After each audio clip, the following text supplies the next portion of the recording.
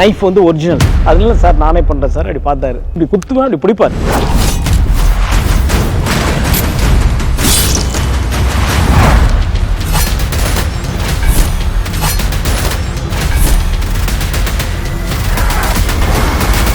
Jailer unlock super star Rajinikanth അഭിനയിച്ച mega block buster ചലച്ചിത്രം ജയിലറിന് പിന്നിലെ കഥ സബ്ടൈറ്റിലിനോടൊപ്പം നിങ്ങളുടെ സൺ നെക്സ്റ്റിൽ മാത്രം കണ്ടാസ്വദിക്കാം. ഇപ്പോൾ തന്നെ ആപ്പ് ഡൗൺലോഡ് ചെയ്യൂ.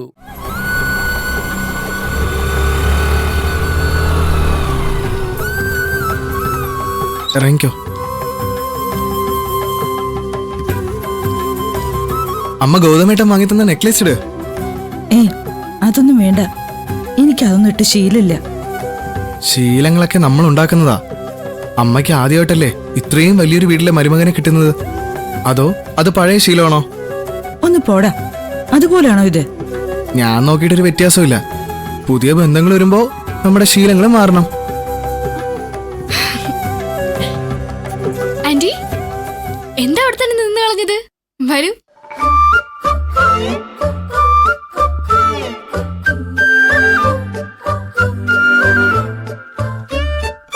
സുഖാണോ മോളെ? അതെ, ആന്റിക്കോ? ഞങ്ങൾക്കും സുഖം തന്നെ.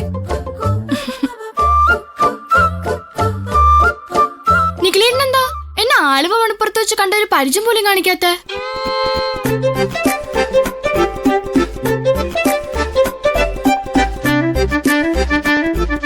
ഞങ്ങൾ ഇടയ്ക്കിടയ്ക്ക് വിളിക്കാറും കാണാറൊക്കെ ഉണ്ട് ആന്റി. ഇപ്പൊ വലിയ ചാടയാ. ഇവൻ അങ്ങനൊന്നുമില്ല മോളെ. ഉണ്ടാന്റി, ഇപ്പൊ ഞാൻ വിളിച്ചാ പോലും നിഖിലേട്ടൻ ഫോൺ എടുക്കാറില്ല. അത് ഇവന് പരീക്ഷയ്ക്കല്ലേ, അതുകൊണ്ടാ. എങ്കിൽ ഒരു മെസ്സേജ് ഇട്ടൂടെ? ഞാൻ എത്ര മെസ്സേജ് അയച്ചെന്നറിയോ? ആദ്യമൊക്കെ റിപ്ലൈ ഇല്ലെന്നേ ഉണ്ടായിരുന്നുള്ളൂ. ഇപ്പൊ എന്റെ മെസ്സേജ് നോക്കാറ് പോലും ഇല്ല. എന്നെ ബ്ലോക്ക് ചെയ്ത് കാണും. മോളെന്തിനാ ഇവന് എപ്പോഴും മെസ്സേജ് ഇടുന്നത്?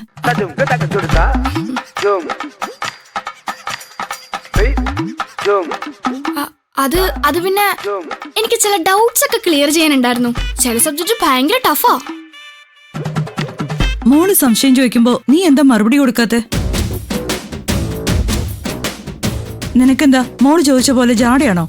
യാമിനിയെ വിളിക്കരുതെന്നും കാണരുതെന്നും പറഞ്ഞ അമ്മ തന്നെയാണോ ഇത്? അതോ ആള് മാറിപ്പോയോ? ഇനി മോള് വിളിച്ച മര്യാദയ്ക്ക് ഫോൺ എടുത്തോളണം. മെസ്സേജ് ഇട്ടാ മറുപടി കൊടുക്കണം, കേട്ടല്ലോ? ശരി അമ്മ. How are you Yamini? Fine ചേട്ടാ. നിങ്ങൾ വാ, ഞാൻ അമ്മയും ചേച്ചിയും വിളിക്കാം. ഞാൻ യാമിനിയോട് സംസാരിക്കരുതെന്ന് അമ്മ തന്നെയല്ലേ പറഞ്ഞത്? ആ പറഞ്ഞതിന് ഒരു മാറ്റവും ഇല്ല. ഞാനിപ്പോ പറഞ്ഞതൊക്കെ ആ മോള് കേൾക്കാൻ വേണ്ടി പറഞ്ഞതാ. അത് കേട്ട് നീ ഇനി അവളുമായിട്ട് വീണ്ടും കൂട്ടുകൂടണ്ട. അപ്പൊ എനിക്ക് ജാടയാണെന്ന് അവള് വിചാരിക്കത്തില്ലേ? വിചാരിച്ചോട്ടെ. എന്നാലും ആന വാ പൊളിക്കുന്നുണ്ട്, അണ്ണം വാ തുറക്കണ്ട. വാ അത്തേക്ക്.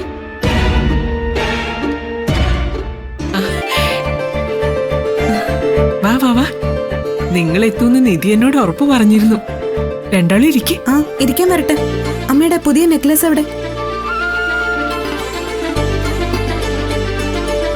അങ്ങനെ ചോദിക്കേച്ചി. അമ്മ അതെടുത്ത് ബാഗിൽ ഒളിപ്പിച്ചു വെച്ചിരിക്കുക. ഈ വീട്ടിൽ നെക്ലസ് ഇട്ട് കയറാൻ ചമ്മലാണത്രേ. അയ്യോ, എന്തിനാ ചമ്മുന്നത്? ചന്ദ്രിക ധൈര്യമായിട്ട് എടുത്തിട്. അയ്യോ, ഞാൻ അമ്മ കൂടുതലൊന്നും പറയണ്ട. അമ്മ അതിട്ട് കാണാൻ വേണ്ടിയാണ് വാങ്ങി തന്നത്. അമ്മയെ നെക്ലസ് എടുക്ക്. എടുക്ക്.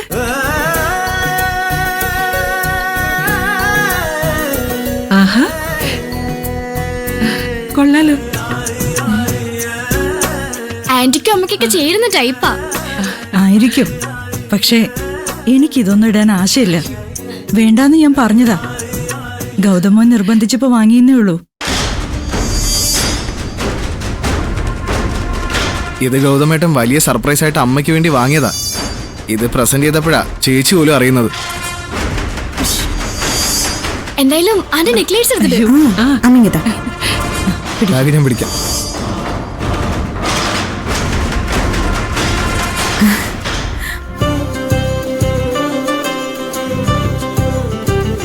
അമ്മ പറയേ ഇറക്കം എത്ര വേണോന്ന്. മതിയോ? നെക്ലസ് ചന്ദ്രയ്ക്ക് നന്നായിട്ട് ഇണങ്ങുന്നുണ്ട്.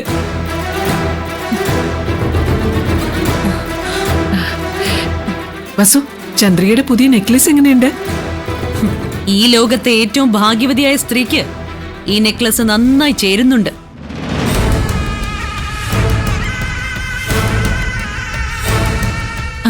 ആന്റി എന്താ അങ്ങനെ പറഞ്ഞേ? ഇവിടെ ഏറ്റവും ഭാഗ്യവതിയായ സ്ത്രീ നിധിയുടെ അമ്മയല്ലേ?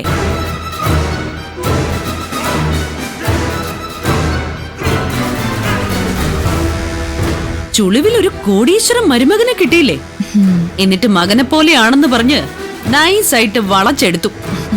ഇപ്പൊ കാശായിട്ടും സ്വർണമായിട്ടും ഒക്കെ നല്ല കൊയ്ത്തല്ലേ?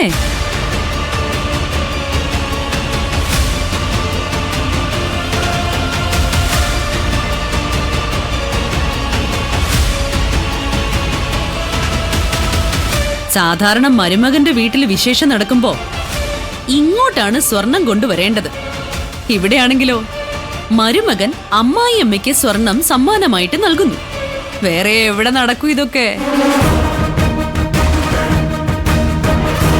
ആന്റി മതി, നിർത്ത്. ആന്റി ആവശ്യപ്പെട്ടിട്ടല്ല, ഞാൻ എന്റെ ഇഷ്ടപ്രകാരമാണ് വാങ്ങിയത്.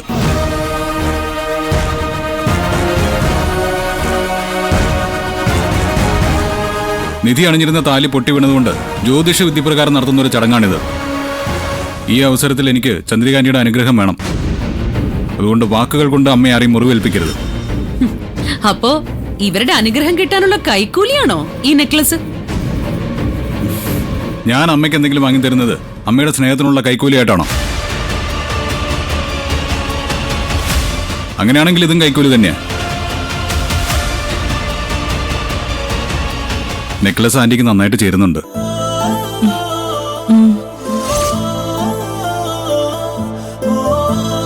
മുഹൂർത്താകാറായല്ലോ. പൂജാരികൾ ഇതുവരെ എത്തിയിട്ടില്ല.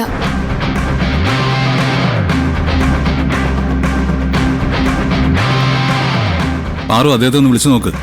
ശരി. ആ, നിഖിലും ആന്റി ഇരിക്കെ. നിധി, ഇവർക്ക് കുടിക്കാനൊന്നും കൊടുത്തില്ലല്ലോ. ഒന്നും വേണ്ട ഏട്ടാ, ഇനി ചടങ്ങ് കഴിഞ്ഞ് ഊണ് കഴിക്കാം. അതെ, അതാ നല്ലത്. പൂജാരിയുടെ ഫോൺ സ്വിച്ച് ഓഫാ.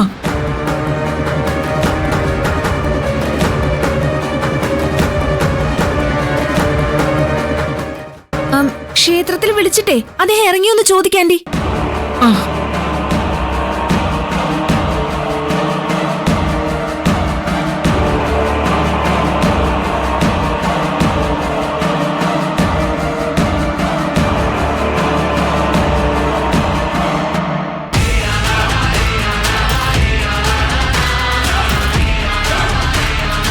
ഹലോ, അവിടുത്തെ രാധാകൃഷ്ണൻ തിരുമേനി ഒന്ന് കിട്ടുമോ?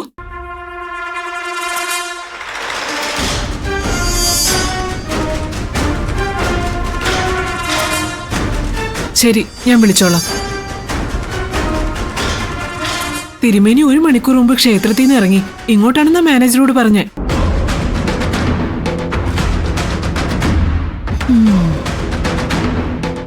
മുഹൂർത്തം തെറ്റരുതെന്ന് ജോത്സ്യങ്ങൾ പ്രത്യേകം പറഞ്ഞതല്ലേ? അതെ, ഇനിയിപ്പോ എന്താ ചെയ്യാ? ശ്ശോ.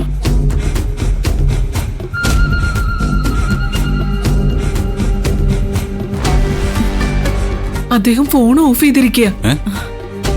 വേറെ ഏതെങ്കിലും പൂജാരിയെ കിട്ടുമോ?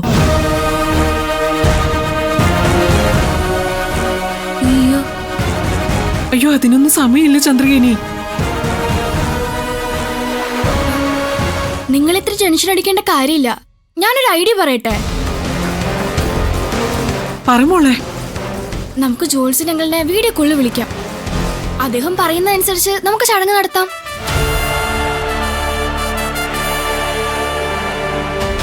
സൂപ്പർ ഐഡിയ, അതാ നല്ലത്.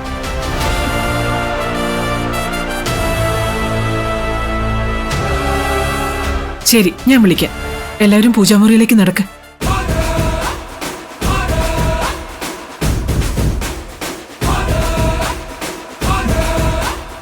ആന്റി, പണി പാളിയോ? താലികെട്ട് നടന്നാൽ ചന്ദ്രികയുടെ നിഖിലിന്റെയും കൂടെ നിന്നെ ഞാൻ ഇവിടുന്ന് കെട്ടുകെട്ടിക്കും.